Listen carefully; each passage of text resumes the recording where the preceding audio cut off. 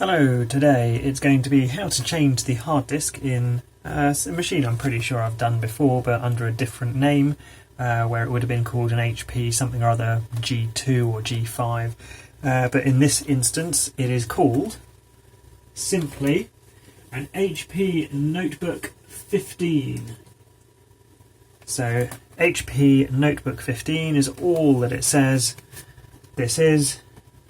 And it also has on it the product number V0X52EA and then a hash ABU, also another model number of 15-AF117na, and let me just quickly take a post-it note off of that before I put it onto the camera. It's quite a neat machine. It's an AMD, I think an A6 processor, and it's awfully slow when it has a proper traditional hard disk in it. So the aim today is to upgrade it to an SSD. So prior to doing this, I've cloned the drive using a USB to SATA adapter, plug that into the laptop, and then I've used a bit of software. There's loads of them. EASUS probably do one.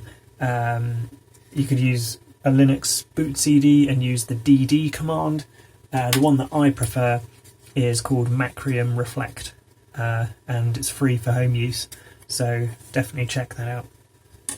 Let's get to it. Close the lid, flip the laptop over, and take the battery out is pretty much the first thing you should do on any machine that you're going to be taking to bits. Get a screwdriver, and there's not really a lot to do on this except to unscrew all the screws that you can see. So there are 2 here on either side, so 4 in total. 1 in the middle, 2 along where the label with the serial number runs, and then there are 2 at the back here. Oh, there's actually another screw hiding here next to this rubber strip. On my one, the screw here is missing, so I won't be undoing that screw, but on your one you'll obviously have to remember to do that screw. So I would start there, but I can't unscrew that, so I'm going to move on to this one. And if you've watched any of my videos before, I keep a map of the screws. It'll be off camera. Actually, no, maybe I'll do it slightly within camera.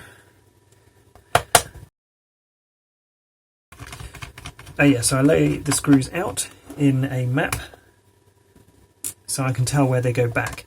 On this machine it's actually quite likely that all the screws will be the same length, so it probably actually won't matter, but I will do it anyway because it's good practice.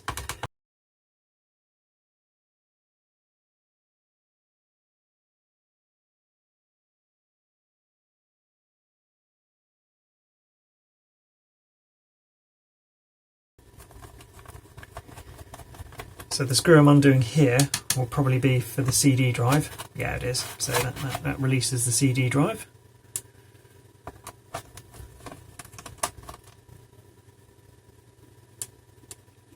And then just, I think, these 2 more remaining. There may actually be some under these rubber feet. I will check that in a moment.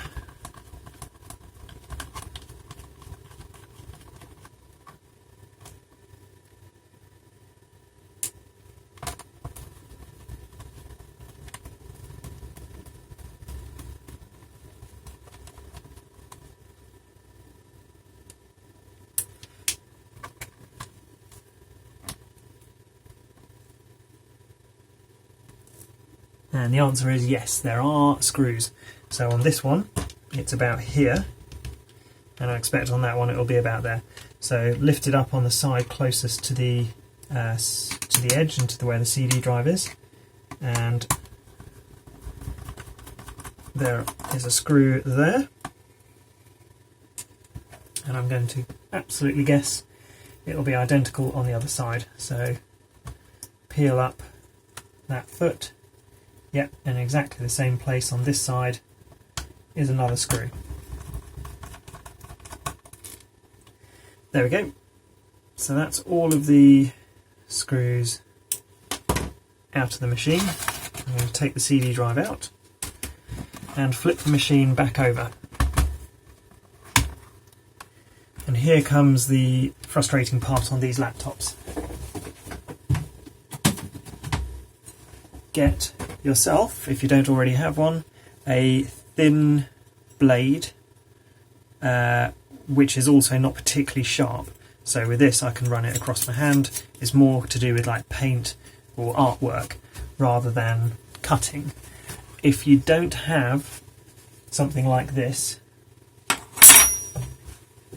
then an old card is also good, but a trick, rather than just trying to jam this card down the side here, is go outside somewhere where you've got a brick wall or a rough surface on the ground or similar, and you, for example, imagine that's the ground, just rub it against the ground a couple of times on both sides, and what that will do is it will make the edge tapered so that you can quite easily get it down the gap here, and it's quite an easy way or easy thing to do if you don't have a proper tool around, and it works quite well. They don't last for long, because the more you do that, say if you're doing 30 machines or whatever, doing a batch of upgrades of hard disks, it wears the corner down, but it's still better than attempting to jam one of those down there or attempting to use a screwdriver, because that will just screw up all the plastic.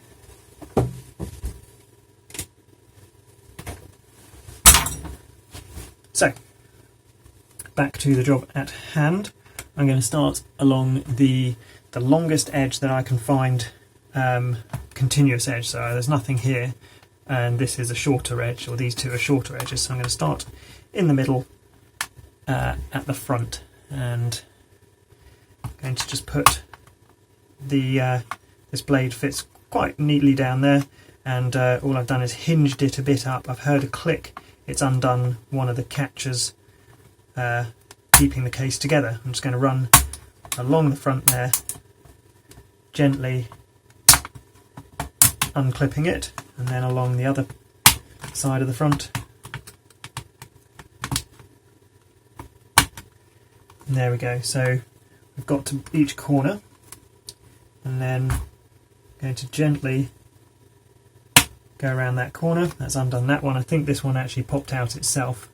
So yeah, that corner's undone. I'm going to go along the side without the CD drive gap first, for no particular reason. I don't think it really matters. Again, doing the same thing, just gently unclipping along the edge.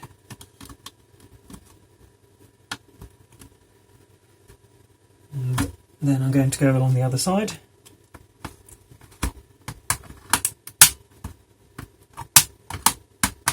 One thing I do want to check, and I actually didn't notice when I took the CD drive out, is there weren't any screws underneath the CD drive, and luckily then are not.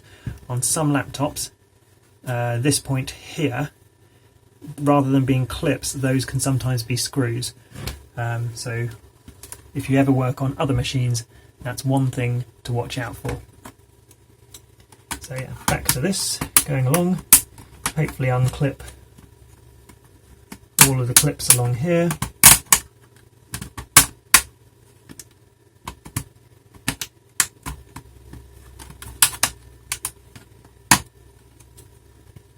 Right, so that's got us as far as up to the back here.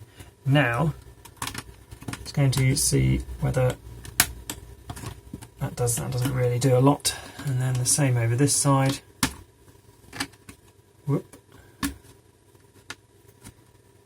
Yeah, that's not going to do a lot. So I'm now going to close the lid, flip the machine over, and there are clips here, but I think at this point I'm now good to just wiggle. Yeah, there we go. I was going to say, just with your fingers wiggle the case upwards and that direction, and these clips along here just kind of pop undone anyway. So there we go, that's got the that bottom case undone. And there's the innards of the machine. So, what do we have? Hard disk, obviously, 2 speakers there, RAM and this one, which I think is 4 gigs of RAM. Let's see if I can read that upside down. Yeah, 4 gigs of RAM. Has a spare slot, so actually you could put quite a lot of RAM in this. You've got the Wi-Fi card there, BIOS battery there, CD drive connector, keyboard connector, pretty sure is there.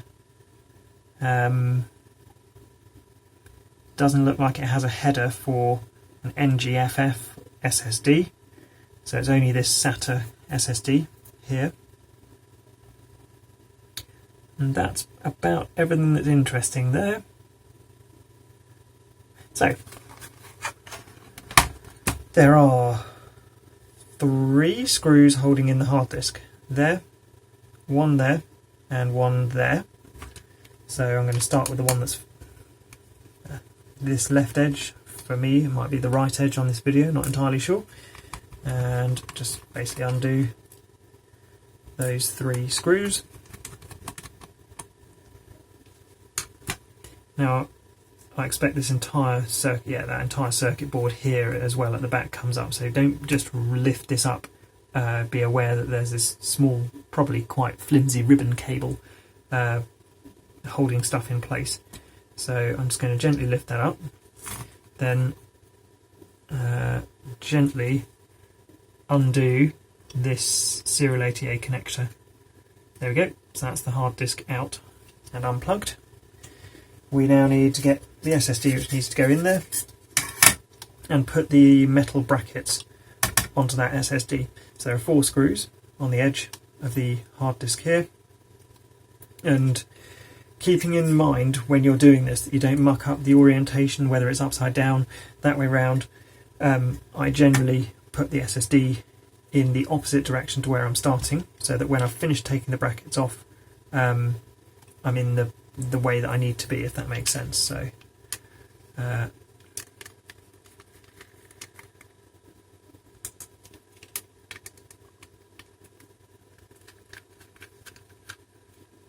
so that's 2 of the screws out. Rotate it.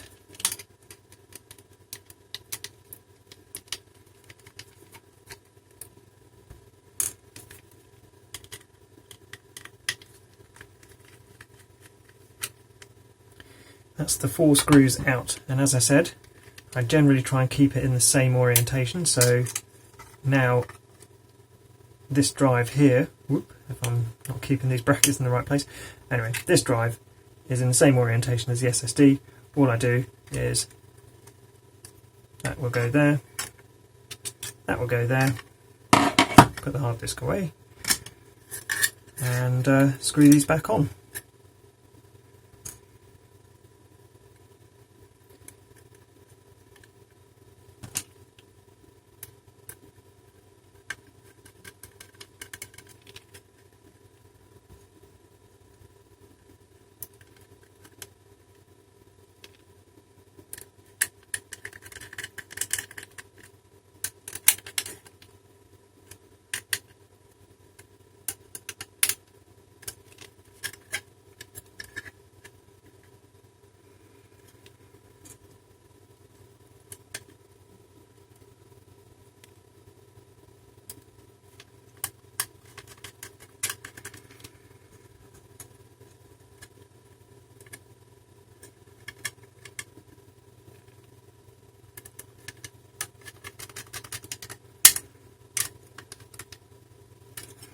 So that's the bracket securely on. We need to line that up correctly, so that's the wrong way, I can tell, because the long connector is the wrong side, so that needs to go that way around. And again, plug that back in, gently fold it back down into the place. There's 2 plastic pins which go through 2 small holes there, which show you where that's, or put a guide as to where that's supposed to be. That's now back where it's supposed to be. Do the 3 screws which hold the SSD or the hard disk bracket in.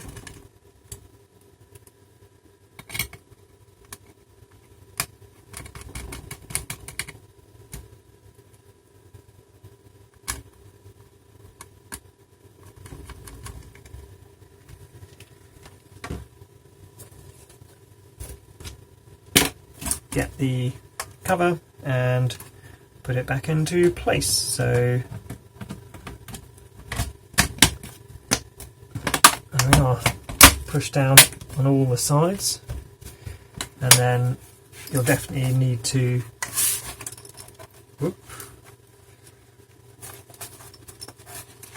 okay, in my case I have managed to break one of the plastic tabs which is rattling around in the case.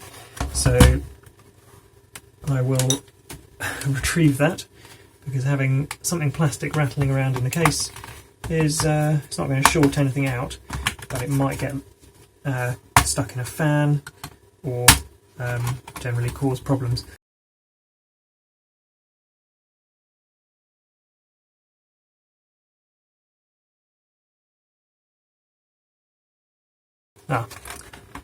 There we go. That just came out anyway. So that will be one of the plastic tabs around the edge. It's not going to be a problem that one of those is broken or missing, but yeah, it just shows how easy these cases are to break occasionally. Yeah, having something rattling around in the machine when a customer or your friend or family member gets their computer back is not really something you want to have going on. So it's worth removing any rattling things from within the computer. And they could get stuck in a fan. So, right, that's that all clipped back together. Put all the screws back from whence they came. So we do that one into the place underneath the foot.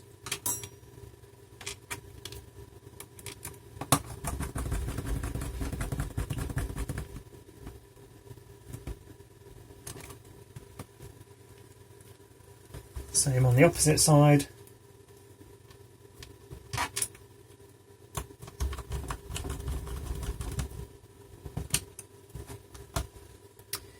And these two under where the battery plugs in.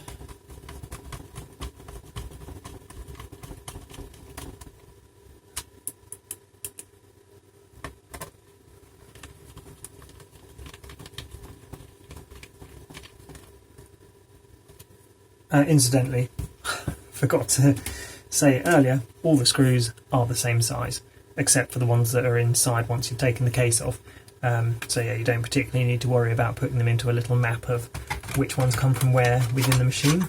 Before you do this screw up, make sure that you put the CD drive in, otherwise the CD drive will not slide all the way in.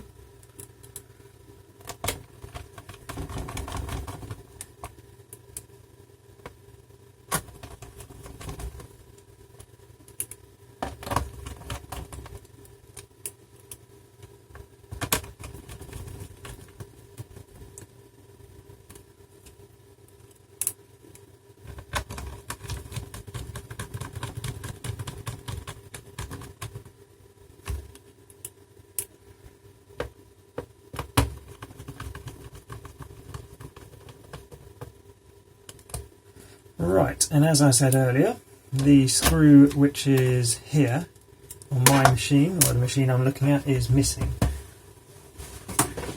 So make sure that you put the one that you are repairing back together properly with all the screws. I am going to dig through my set of screws and find one which I think is the right width and right length. So I hope that screw will be a good fit.